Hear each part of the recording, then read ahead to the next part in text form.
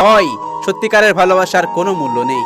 এমন ভালোবাসা আমার দরকার নেই যে ভালোবাসায় একটু সুখ আর বাকিটা সময় কষ্ট। সবার কাছে আমাকে যেভাবে খারাপ বানাইছেন, বুকে হাত রেখে কখনো বলতে পারবেন আমি কি সত্যি এতটা খারাপ ছিলাম?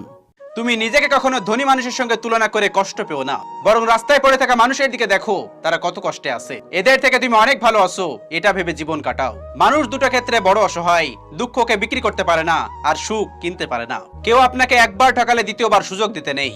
মনে রাখবেন, প্রথমবার ঠকাটা আপনার সরলতার পরিচয়, আর দ্বিতীয়বার ঠকাটা আপনার বোকামির পরিচয়। এমন অনেক হয়েছে যে অন্যের ভালো হবে বা উপকার হবে ভেবে তাদের দোষটা নিজের উপর নিয়েছি। সময় বুঝে তারাই বাস দিয়েছে। জীবনে খুশি থাকার কয়েকটি কথা।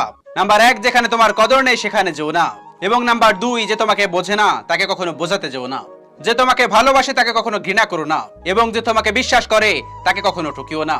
কারোর সাথে নিয়ম করে রোজ কথা না বলাই ভালো, কারণ সে যদি হঠাৎ করে একদিন কথা বলা বন্ধ করে দেয় তাহলে শ্বাস নিতেও কষ্ট হয়। ঠকতে ঠকতে সেই বোকা মানুষটাও একদিন বুঝে যায় কে তার ভালো চায় আর কে তার ব্যবহার করে। সুখ এবং দুঃখ মানুষের জীবনের একটা পরীক্ষার নাম। সুতরাং সুখ পেয়ে যদি আপনি অহংকারী না হন তাহলে আপনি পরীক্ষায় পাস, আর দুঃখ পেয়ে যদি আপনি ধৈর্যশীল হন তাহলে পরীক্ষায় পাস। কখনো আপনার অতীতকে ভুলে যাবেন না। অতীত হচ্ছে একজন মানুষের সবচেয়ে ভালো শিক্ষক। নিজেকে সবসময় খুশি রাখতে চাও তাহলে কারোর কাছ থেকে কোনো কিছু আশা করো না। আপন ভেবে কাউকে মনের কথা বলো না। এমন এক সময় আসবে সে তোমাকে তোমার কথা দিয়ে আঘাত করবে। ভদ্র ব্যবহার করা উচিত, তবে বেশি ভদ্র হওয়া উচিত নয়, কারণ কিছু কিছু মানুষ আছে যারা ভদ্রতার ভাষা বোঝে না। ধৈর্য মানুষকে ঠকায় না, বরং উত্তম সময়ে শ্রেষ্ঠ প্রতিদান দেয়। বুদ্ধিমান মানুষের তখন কথা বলে